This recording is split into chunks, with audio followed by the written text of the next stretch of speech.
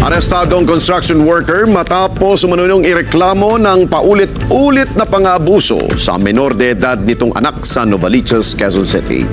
Jim Tejano sa balita.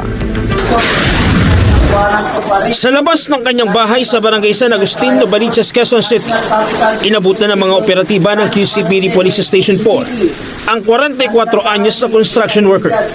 Isinilbi sa kanya ang warrant of arrest para sa 8 counts of qualified rape.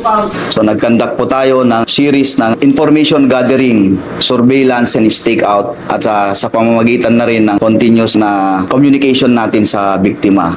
At doon po natuntun po natin ang ating suspects. Pagdating sa istasyon ng pulisya, nadiskubre pa ng mga investigador na may mga nakahain pa palang hiwalay na warrant of arrest laban sa akusado para sa 2 karagdagang bilang ng qualified rape na agad ding isinilbi. Ayon sa QCPD, umaabot sa 19 na kaso ang kinakaharap ng akusado. Kinabibilangan ito ng 10 bilang ng qualified rape, 2 bilang ng sexual assault, 4 na bilang ng lasciviousness conduct, at 3 bilang ng act of lasciviousness.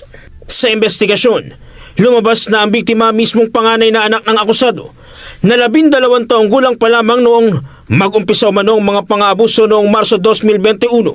Pinaniniwalaan namang nagpatuloy ang umano'y pang-aabuso hanggang Setyembre 2025. So nangyari yon ng ganong katagal dahil po yung ama tinakot po yung bata na kapag nagsumbong sa ibang tao o lalo-lalo na sa kanyang mama ay papatayin niya yung kanyang mga kapatid, yung mama niya, yung tita niya, yung lola niya. So natakot po yung bata.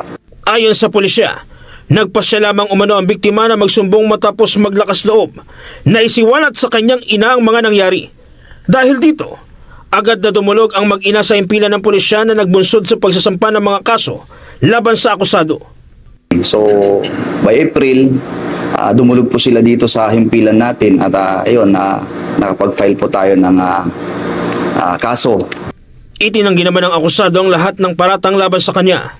Hindi ko po nagawa yun. Hindi ko nga alam kasi kung bakit ang nangyari yan na pinakulong nila po ako. Patuloy namang inihahanda ng QCPD ang mga kinakailangan dokumento para sa return of warrant.